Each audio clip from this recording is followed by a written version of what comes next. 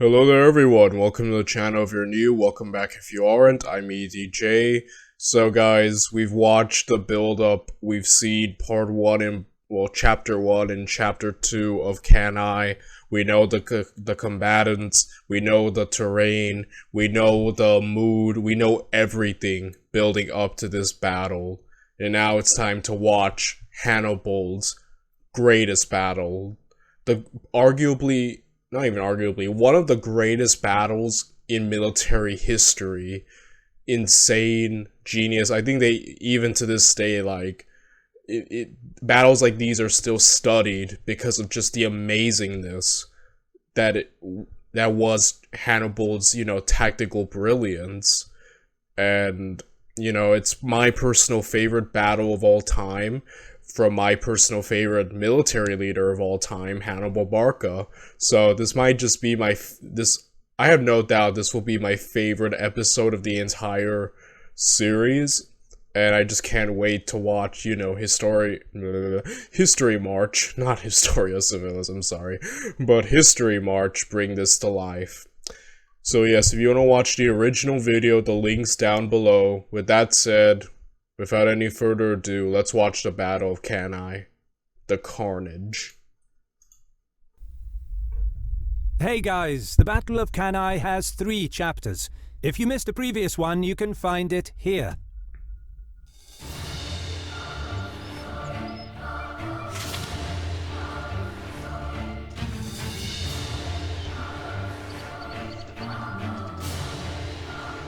On a sweltering August 2nd, the battle standard in front of Varro's tent signaled to the troops to array for battle. As the gusts of southwesterly Volturnus wind raised clouds of fine dust across the dry Apulian soil, for the next several hours, army officers closely supervised the complex deployment to ensure that the legions would form in the correct order. Varro and the rest of the Roman leadership decided to show the enemy their willingness to fight. However, they had no way of knowing if the Carthaginians would accept a battle in this new location. But then, Hannibal led his troops through the gates. And as a fan of our channel, you should definitely check out our... Yeah, I think that's something interesting about Cannae. It was dusty, right? And I think the dust was behind Hannibal's back and going directly to the Romans. So I think, yeah, it was like dusty, and yeah, that's something I remember from like the weather condition, which I guess helped Hannibal a bit there,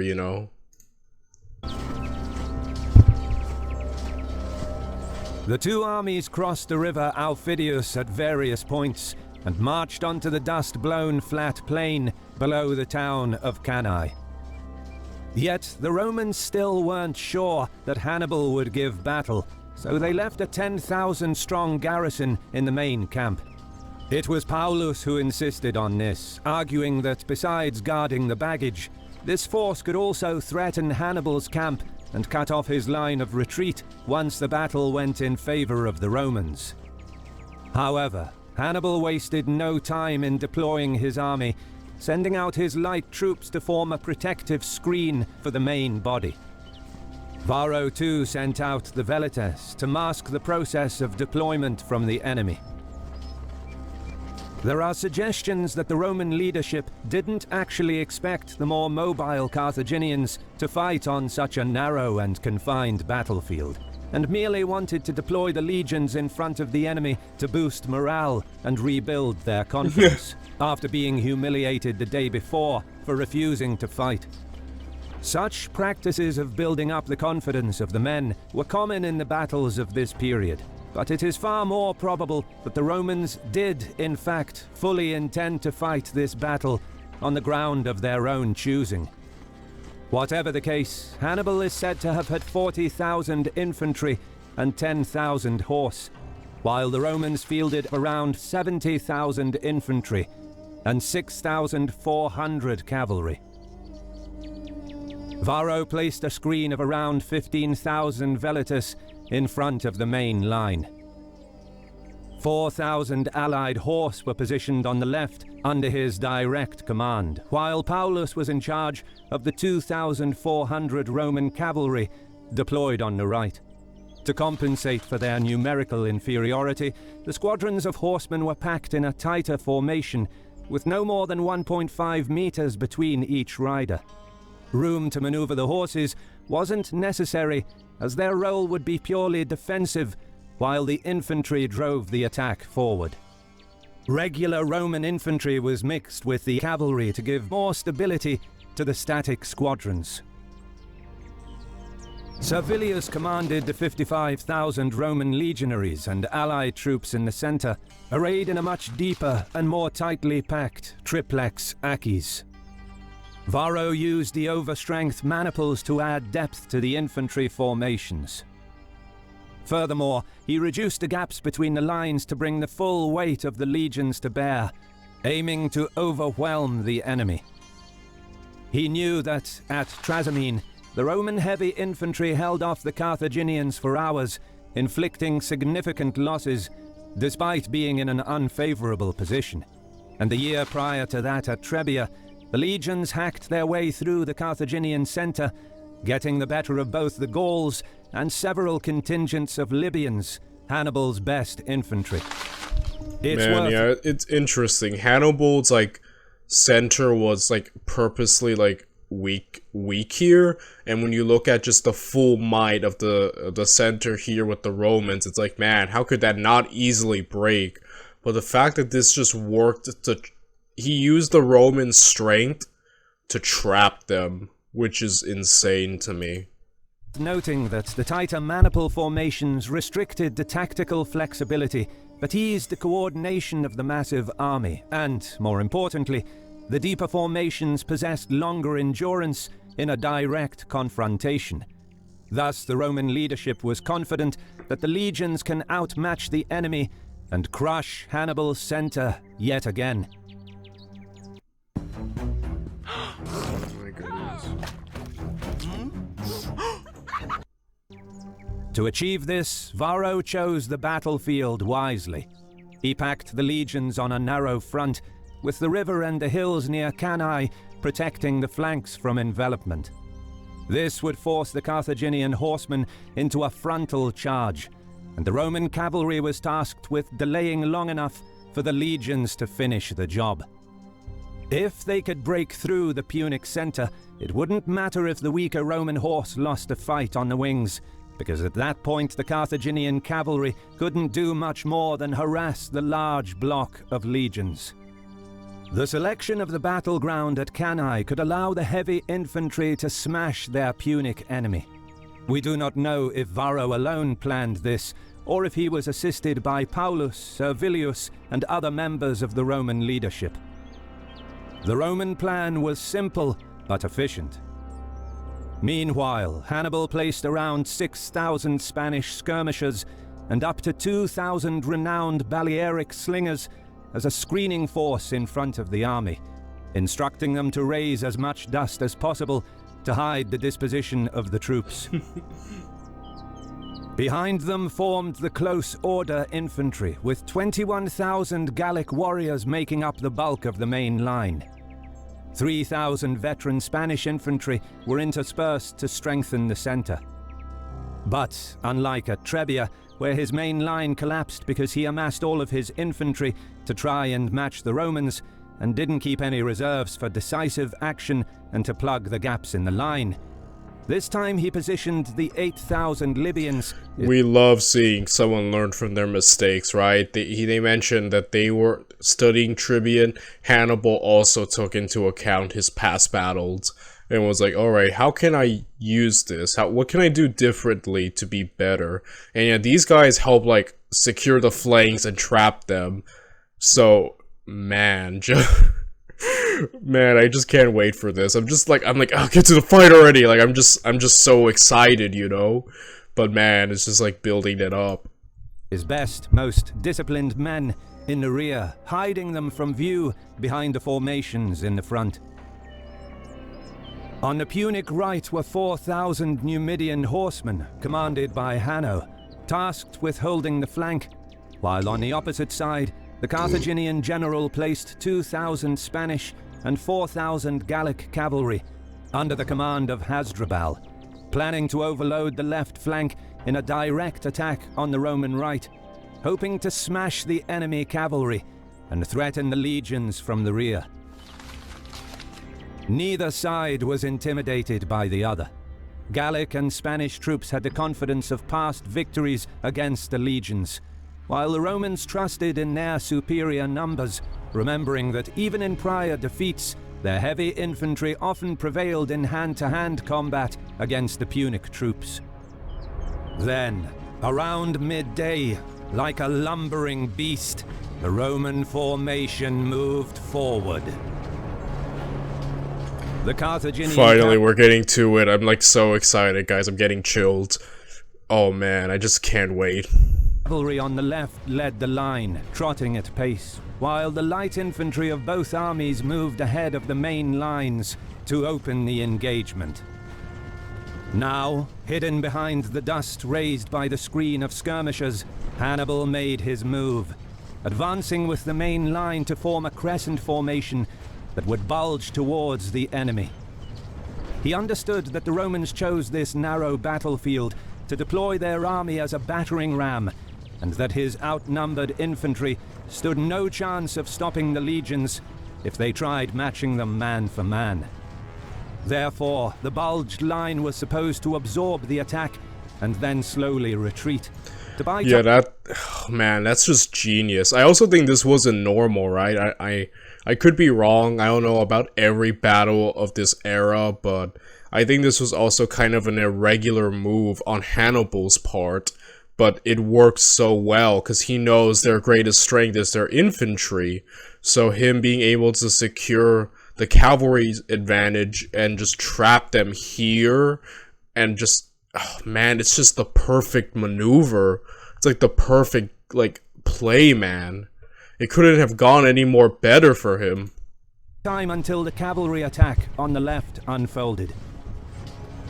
Hannibal personally commanded the troops in the center with the help of his youngest brother Mago, for these troops would bear the brunt of the Roman assault, and it was vital that they held out as long as possible. As the skirmishing between the light troops began in the middle of the field, Carthaginian riders on the left advanced full tilt towards the Roman citizen cavalry. With veteran officers leading the way, the Spanish and Gallic squadrons stayed compact, doubling up on and dispersing the first lines of Roman horsemen, quickly penetrating their formation. Some of the Roman riders dismounted to fight on foot, but the Carthaginians swarmed their positions, dragging their opponents from their seats. But despite outnumbering the Romans 3-1, the confined space largely negated the numerical advantage of the Punic riders, and Hasdrubal did well to tightly control his men, managing to overwhelm the Romans in a brief, furious charge. The Roman cavalry couldn't cope, and most of them broke and fled, with the Carthaginians now in hot pursuit. Others huddled together. It's really here that it's like Hannibal kind of won, right? Because the moment the cavalry was secured, it was essentially GG from there. The rest of the battle just needed to play out. But the moment he got this and they were behind the main lines, it's just insane. I think they eventually circle here and drive this cavalry little unit away. So, yeah, just wow. To hold off the Punic onslaught for as long as possible. Paulus himself escaped the carnage with his retinue and moved to rejoin the fighting in the center. Meanwhile, on the opposite flank, the Numidians pinned down the allied Italian cavalry with hit and run attacks, with neither side able to gain an advantage. In the center, after a long exchange of projectiles, the skirmishers retreated behind the close order infantry as the Roman legions closed in. The massed ranks of legionaries must have been an intimidating sight, advancing slowly while clashing their weapons against the wooden shields, whilst the trumpeters added to the cacophony of noise.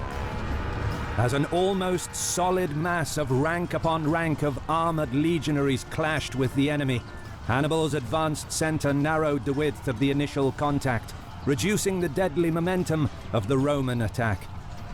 The bare-chested Gauls... These guys are brave. The fact that they saw all of this running to... not running, but, approaching them, and they just stood there and waited. That's insane to me.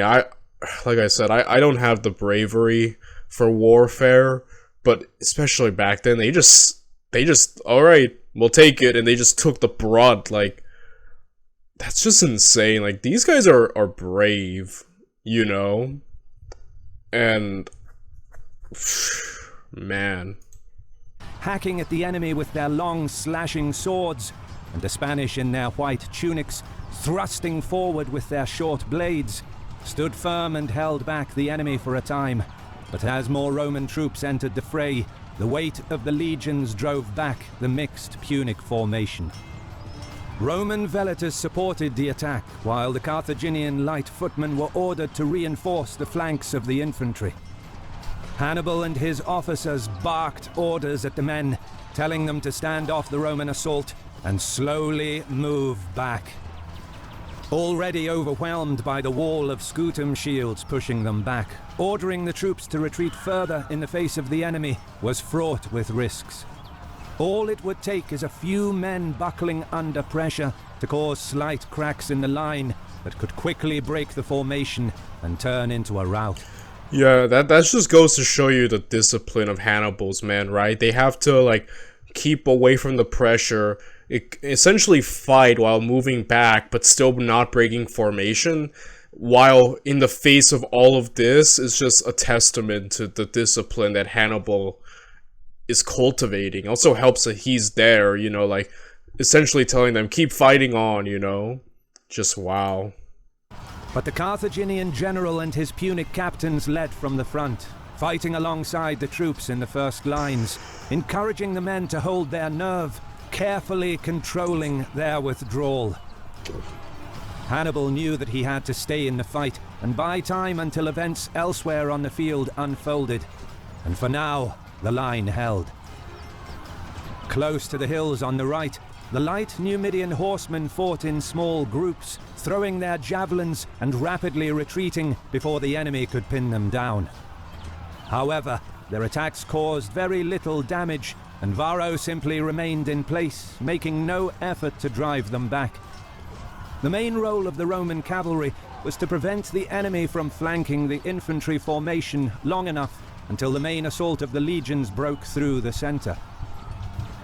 But, on the other flank, the superior Carthaginian horse have by now decimated the Roman cavalry, completely routing them from the field.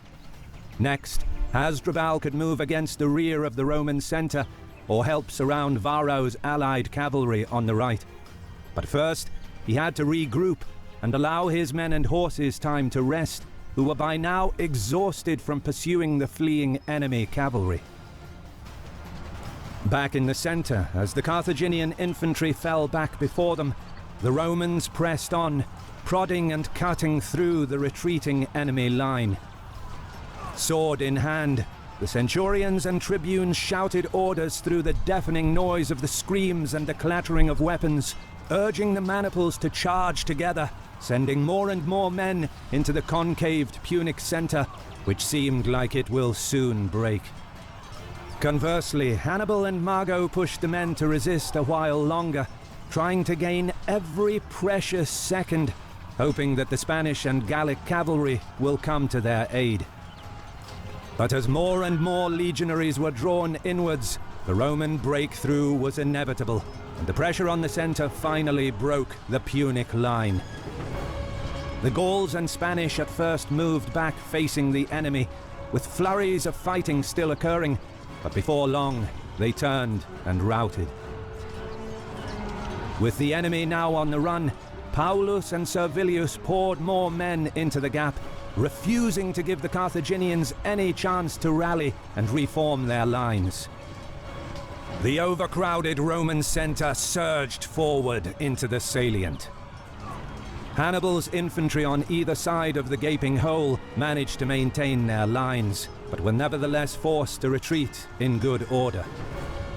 Meanwhile, up the field, Hasdrubal had reformed his squadrons and charged at Varro's formation, realizing that he could not move against the legions in the center before the threat of Roman cavalry was removed. Until now, Varro successfully held the flank, but seeing the incoming Carthaginians, the consul knew that the Roman cavalry on the other wing must have routed, and he could not see what was going on in the center. Unsure if the day was lost and facing annihilation himself against a force 3 times his own, Varro fled the field. The Numidian... He just bailed. He's like, bye. Oh, man. Just though... Oh, man, imagine being there. Just all of this, like, madness going on. Gave chase, while Hasdrubal once again had to stop to rest and reform his cavalry, before he could turn them towards the rear of the Roman infantry. There is no war so hateful as a war between kin. Back in the center, legionaries in their tens of thousands pressed forward to complete the rout of the enemy. As they advanced into the gap, the maniples lost all cohesion, turning into a disorganized mob that rushed forward, with their officers barely able to control small groups of men in their own immediate vicinity. This mattered little, however, as the Romans could taste victory, having punched straight through the enemy's center. Hannibal relied on trickery and ruse in his prior victories, but it now seemed that the clear field at Cannae offered no possibility for him to set up an ambush. But, as the mass of Romans streamed forward, they found themselves between the columns of Libyan infantry that moved against the pursuing troops. Incredibly, the Carthaginian general outwitted the Romans yet again. By carefully masking the position of the Libyans behind his troops in the front, and using the clouds of dust raised by the fighting. Oh man, dude. The Romans trapped themselves in their over-eagerness and thinking they were winning. They essentially trapped themselves, and just the fact that he was able to hide all these men in this open field is insane, but that the clouds helped a lot. And now you just see now their over-eagerness is their undoing. He used their strength against them. Hannibal concealed his best infantry from the enemy on an open field, luring the... That's insane, the fact that he pulled that off. Oh my god. Even when there's no place to hide for sneak attacks, he made one. Army Rome has ever assembled into an ambush set in plain view, in effect letting the legions outflank themselves. Wow. The Libyans pressed the overextended and disorganized mass on both sides. The momentum of the Roman attack dissolved, and the troops were no longer under anyone's control.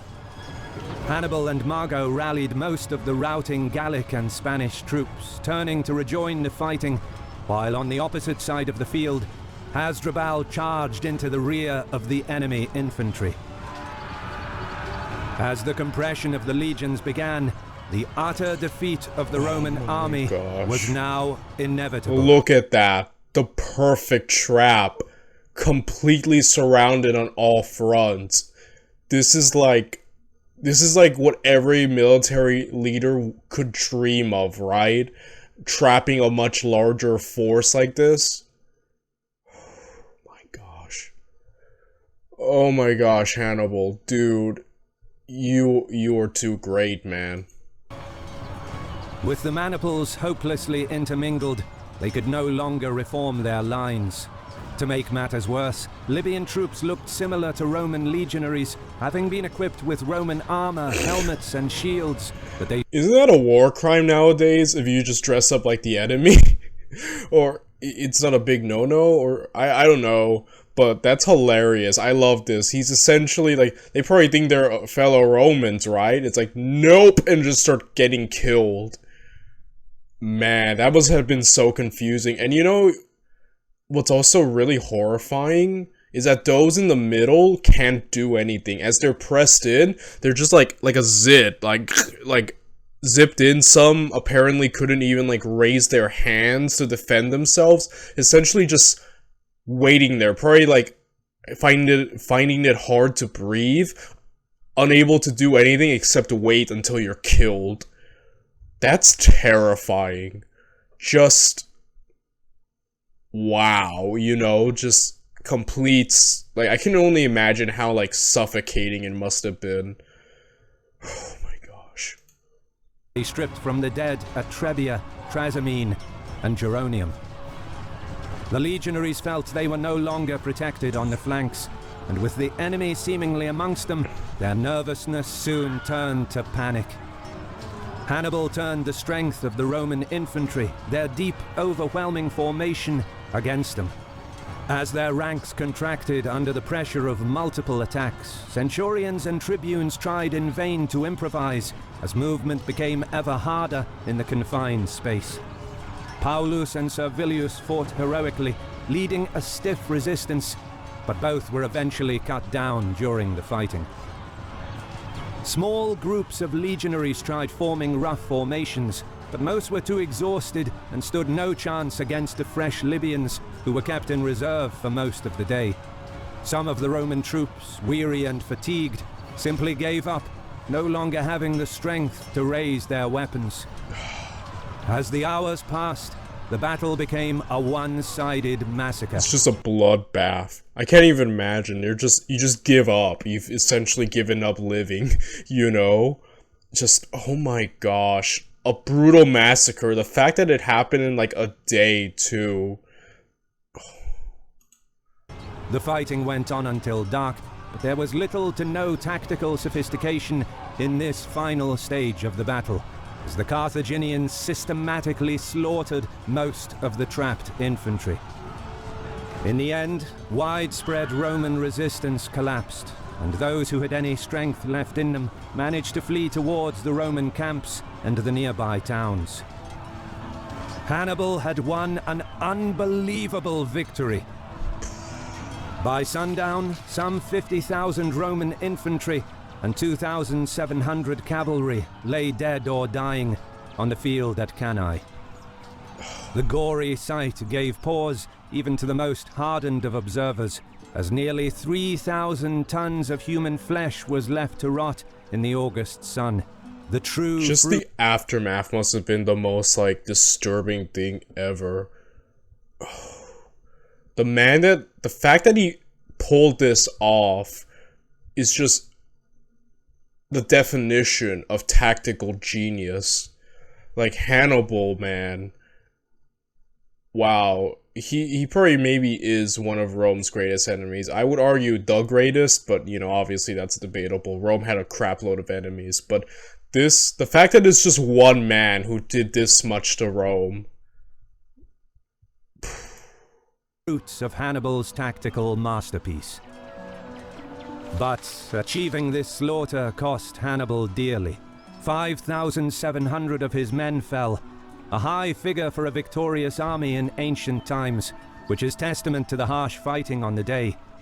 Although it is worth noting that the Carthaginians were significantly outnumbered until the very end of the battle, which also played a role in the relatively high casualties for Hannibal's army.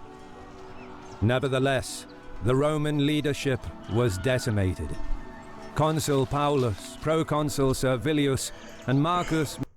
Wasn't there like an estimate that like 20 or something % of men, like 18 to something, like military aged, were killed in this one battle? Like a lot of Rome's population. And like, yeah, he killed like a consul, a proconsul, like a crap load of senator. Like in just one battle, he like... The fact that Rome rebounds is insane to me. That's insane. Minucius Rufus were killed in the battle, along with 80 senators, 2 quaestors, 29 out of 48 military tribunes, some 300 equestrians, with many others captured and enslaved. Never has there been a defeat that struck so hard at the very heart of Roman society. And as night fell on August 2nd, 216 BC, Rome's very future was left in doubt.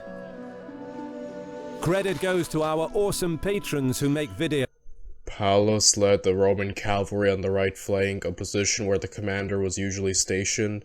This led to some historians suggesting that Pallas was in command at Cannae and not Varro, given the contemporary sources glorified wealthy Pallas and deliberately used Varro as a scapegoat. This position is not too far-fetched. Videos like this one possible. Consider joining them to support our work. You can also support us by subscribing to our channel and it has been suggested that at Zama, Hannibal was quoted saying that he fought Pallas at Cannae. Indeed, after the battle, Varro continued commanding surviving units and was warmly received by the Senate. This would be in stark contrast to the savage criticism that other defeated commanders were faced with. Clicking the bell button to get notified when our new videos are released. And as always, thank you for watching. In hindsight, Hannibal's victory was what? Certain? The things. Wait. Was a certain outcome. But in reality, it was very difficult to pull off and could have failed during several points in the battle. Not least when the part of his infantry was routed. Nevertheless, at Cannae, Hannibal achieved his greatest victory over Rome. But the war would go on. Stay tuned. And boy, did Rome keep going. Man, it's just insane that they rebound. This would have been the end of anyone else. Only Rome could have rebound from that, but... yeah, once again, just Hannibal's masterpiece. This is his Austerlitz, you know? This is... I was thinking of other battles, but point is, you know, just... one of the greatest showcases of tactical brilliance of all time. In a single day, the man achieved one of the greatest victories over Rome, and he did it alone, which just makes me respect him so much. Hannibal Barca is great, guys. Like, there's a reason he's my favorite, you know, commander of all time. I love Hannibal. I love learning about him. And man, that's just awesome. I love this, and there's more parts to come in the future. I'm looking forward. At this point in history, there's only 19 parts I noticed. Who knows, maybe things will change whenever this video comes out, but for now I can't wait to enjoy the last 6 episodes. And yeah, we have quite the journey ahead of us, so I'll see you all in the next one. Bye, everyone.